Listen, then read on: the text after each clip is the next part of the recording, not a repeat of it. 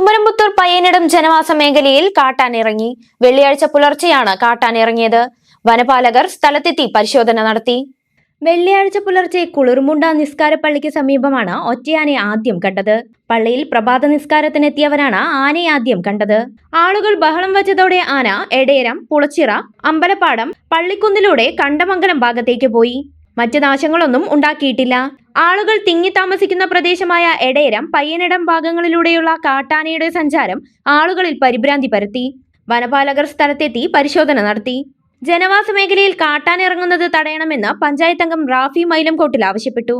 കുമരംപുത്തൂർ പഞ്ചായത്തിലെ 5-ാം വാർഡിൽ നിന്നും കുളർമുണ്ടയിൽപ്പെട്ട നിസ്കാരപ്പള്ളി ഭാഗത്തുകൂടി ആന വന്നതായിട്ട് ഒരു വിളി വന്നു രാവിലെ. അതിൻ്റെ അടിസ്ഥാനത്തിൽ RRTയെയും ഫോറസ്റ്റിനെയൊക്കെ വിളിച്ചറിയിച്ചു. ജനങ്ങൾക്കൊക്കെ ജാഗ്രതാ നിർദ്ദേശം നൽകി. ആന വന്നതിൻ്റെ റൂട്ടും മറ്റുള്ള കാര്യങ്ങളൊക്കെ ഫോറസ്റ്റ് ഇതപ്പോഴും ഇതിനെ തെരഞ്ഞുകൊണ്ടിരിക്കുകയാണ്.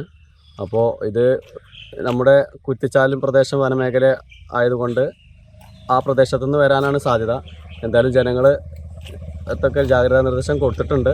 അതിനൊപ്പം തന്നെ ഫോറസ്റ്റും RRTയൊക്കെ നമ്മുടെ കൂടെ തെരച്ചിലിന് അവരെ കൂടെ നമ്മൾ നാട്ടുകാരെല്ലാവരും ചേർന്നുകൊണ്ട് ഒരു കൂട്ടമായൊരു തെരച്ചിലാണ് ഇപ്പോൾ നടത്തിക്കൊണ്ടിരിക്കുന്നത്. എന്തായാലും എല്ലാവരും ജാഗ്രത പാലിക്കണമെന്നാണ് അറിയിക്കാനുള്ളത്.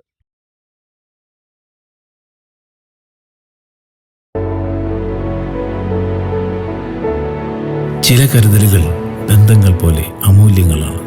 പഴരി ഗോൾഡ്, തലമുറകൾ കൈമാറിയ ആത്മബന്ധം.